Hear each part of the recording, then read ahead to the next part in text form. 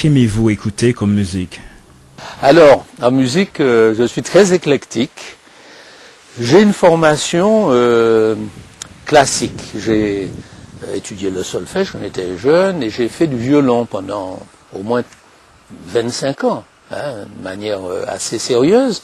Donc j'ai une bonne formation musicale et j'aime beaucoup la musique classique. J'ai des auteurs qui sont pour moi des auteurs fondamentaux comme Jean-Sébastien Bach,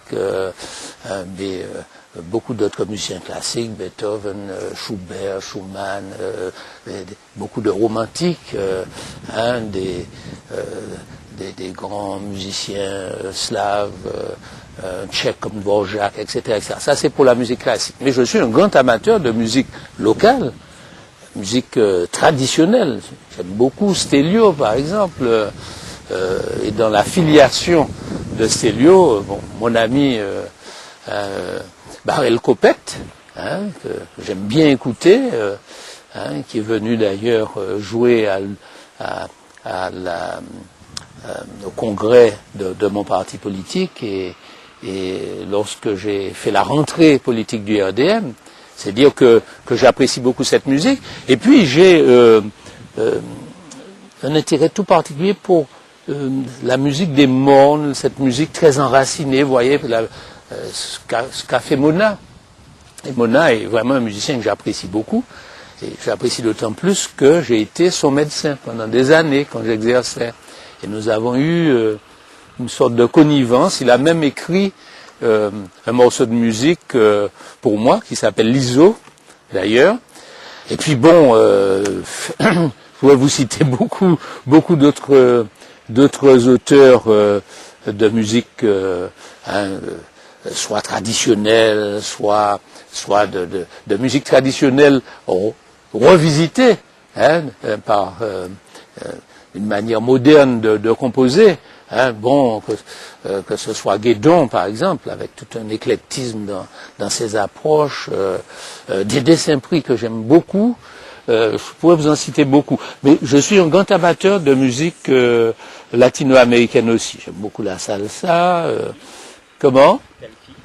Ah, je n'en finirai pas d'aller chercher, mais j'aime bien toujours une recherche où on introduit des éléments, soit de jazz, soit des éléments comme le flamenco, etc. Par exemple, Bebo Valdés, il a fait des choses avec un gitan, El Cigala. Bon, ça, par exemple, ça me plaît énormément. C'est ce qui me plaît aussi chez Guédon. Vous voyez, ces recherches avec des musiques traditionnelles qu'on essaie de métisser. Je trouve que ça nous va, nous, pays carrefour. Votre manière d'aimer la musique n'est qu'à l'écoute ou vous aimez aussi la danser? J'aime bien danser, même si je n'ai pas souvent l'occasion de danser. Bon, mais quand il y a une fête, dernièrement, au Conseil général, lors de la soirée des vœux des élus, j'ai eu l'occasion de danser. Ça m'arrive quelques fois dans une année, mais je le fais vraiment avec un grand plaisir. J'aimerais le faire plus souvent, mais j'aime beaucoup le rythme. Je crois danser à peu près convenablement la musique traditionnelle martiniquaise. Je sais bien danser la biguine ou la mazurka, par exemple. Bon, maintenant, il y a des musiques très modernes que je ne sais pas danser comme il faut. Ça. Je le reconnais. Que pensez-vous du raga? Alors, le raga, je ne suis pas connaisseur, je l'avoue. Je ne peux pas en parler de manière docte, mais j'écoute du raga et je vous dirais que il y a des choses que j'aime lorsque on privilégie un message de paix, de fraternité, lorsque la mélodie n'est pas carrément mise de côté. Je tiens toujours quand même à un apport mélodique.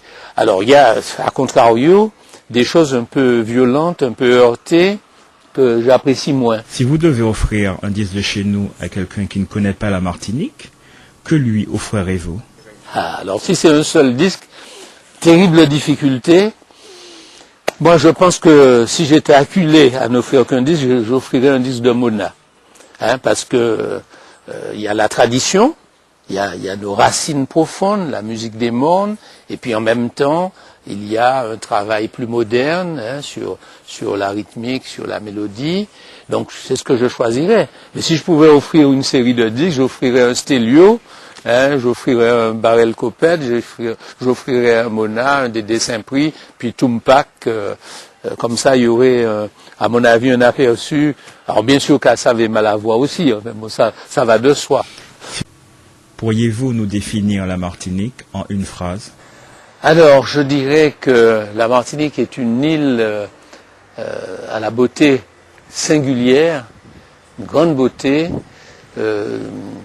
où un peuple s'est forgé à travers une histoire douloureuse, un peuple qui s'est forgé à partir d'apports multiples qui ont, dans leur interaction, produit quelque chose d'original. Je pourrais d'ailleurs utiliser la même définition pour la Guadeloupe, parce que l'île sœur a aussi ces mêmes caractéristiques, même si chacune, à partir d'apports un peu semblables, a créé quelque chose de particulier. Il y a une originalité propre de la Guadeloupe, une originalité propre de la Martinique. Chacune a une identité singulière, une culture singulière, et en même temps une matrice commune, une proximité. Quel est votre coin préféré? Dans ma maison, mon coin préféré, c'est mon bureau, tout compte fait, à l'étage. C'est là que j'ai tout mon univers de livres, de musique. Sinon, c'est le jardin. C'est le deuxième lieu où je me sens particulièrement bien. Mais en dehors de chez vous?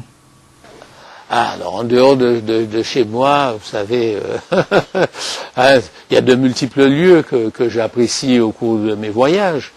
J'aime beaucoup visiter soit des lieux où je suis en pleine nature, soit des lieux culturels, des musées. Il y a quelques mois, j'ai eu la chance de visiter le musée de l'Ermitage à Saint-Pétersbourg. J'ai pris un plaisir particulier à cette visite. Selon les pays que je visite, bon, il y a des lieux qui sont des lieux qui me plaisent.